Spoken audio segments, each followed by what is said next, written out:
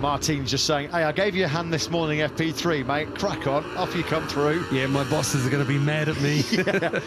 Yeah, apparently I was told that Gigi Alina did go and have a little chat with Jorge Martin at the end of FP3. I'm not quite sure that was what it was all about. But Mark's doing his usual trick.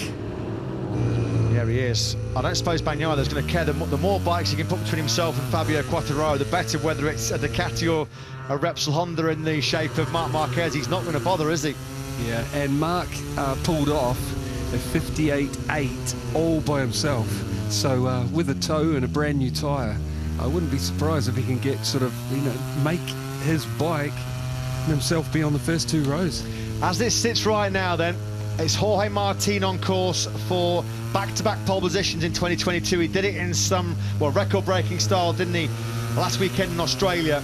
His 1:58.021 gets him in control of this Q2 on an old Ducati front row. We've said that a few times, haven't we, in 2022. Bastianini and Marini join him on the front row as it sits right now. Vinales, Bezzecchi and Bagnaia on row 2, and this is arguably, you could say, the most important 4 minutes of Fabio Quartararo's season so far. Yeah, I can literally feel the pressure, Matt. It's not going to plan so far. You can feel the massive pressure Fabio's under. He knows he has to put it right at the front or it's gone, and unless it rains tomorrow. So let's see what he can do. 11th at the moment on the grid, Fabio Quartararo would be for tomorrow's Malaysian Grand Prix. The last time he was that far back on the grid, the opening Grand Prix of the season under the Sailing Patch of Circuit floodlights in Qatar. I think Pecco knows he's there. What's going to happen here? So Bagnaia versus Marquez. This was the scenario, the scene we saw 7 days ago in Phillip Island. Bagnaia helping Marquez to a front row start. These two, of course, had great battles, didn't they, in Motul and Aragon last year. Oh, I see. Oh, I know. He was sitting up in the wind, but that was not the lap that counted. It's this one, so that's why he was sitting up. So I thought he might have pulled out of it, but he's not. Both of these guys hammered down, trying to improve their time. Aleix Espargaro and Joan Mir were dawdling there. They obviously are waiting for Jorge Martin to push on his second soft tyre in this session. Can he find a 1:57? Bagnaia lining up for a 1:57. This is absolutely brilliant from Bagnaia. He's also bringing... Oh, no, he's gone down! Pecco Bagnaia has crashed. Pecco Bagnaia has crashed out then. He was on course for the first ever 1:57 here around this 5.5 kilometre Sepang International Circuit. And for the second time on qualifying day here in Sepang, Pecco Bagnaia on the floor. Up into turn 4. Oh, that went early, didn't it? That went very early, tipped it in. Down Bagnaia goes then, so the best he can hope for in this session is to be starting at the back of the second row in 6. I guess the best possible outcome, Simon. He looks unhurt. And, like, Matt, I keep saying anything can happen in MotoGP. These guys are forced to ride so on the edge that literally anything can happen. Like, championship-wise, even still now, like... So how damaging will that crash then be for Bagnaia? He was up by a 10th and 3/4. That's how hard he was pushing that Ducati GP22. Fabio Quartararo then. The yellow flags are out in sector 2, of course. Quartararo will be praying that they get withdrawn before he gets up to turn number 4. Mark is on target for the first 2 rows. Awesome. And he's going to get one more lap at it as well. Marquez pushing hard, drops anchor with that left boot into turn number 15. At the moment, he's down in 12th place. Much better coming here for the number 93. Bit of a wheelie out the final corner. The front wheel kicks up again. He goes onto the front row. Another awesome job there by Marquez. He's found a 1:58.454. So that has pushed Bagnaia then off the first 2 rows. Bagnaia now slips to 7th, head of row 3. Will it get worse for Pecco Bagnaia? Will it get better for Fabio Quartararo? It needs to do, because at the moment, Quartararo is staring down the barrel of his worst qualifying result of the season so far. He's down by just over 2 tenths of a second. Big scare again on the front end for Fabio Quartararo. That was in turn 8 as well, wasn't it?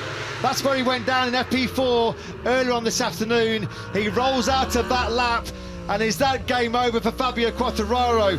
He's got to get his head down here. Is he going to run out of time here to get one more lap in this session?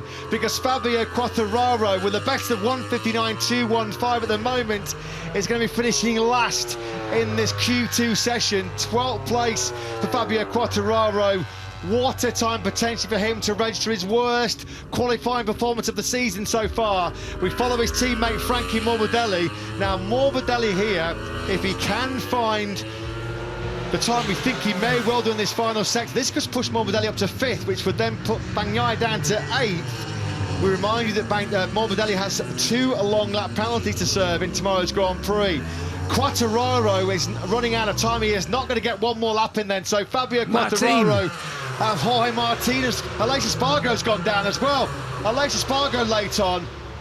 What an incredibly dramatic MotoGP Q2 session here in Malaysia.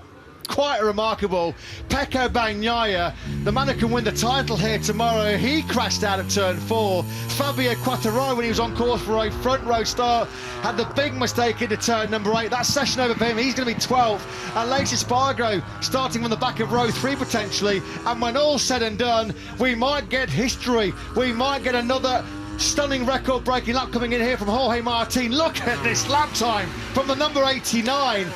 Surely this is going to be our first ever 1:57 of the Sepang International Circuit. One corner left then for the number 89. What an unbelievable MotoGP Q2 session this has been in Sepang. Is it going to be finished with an all-time lap record? It is!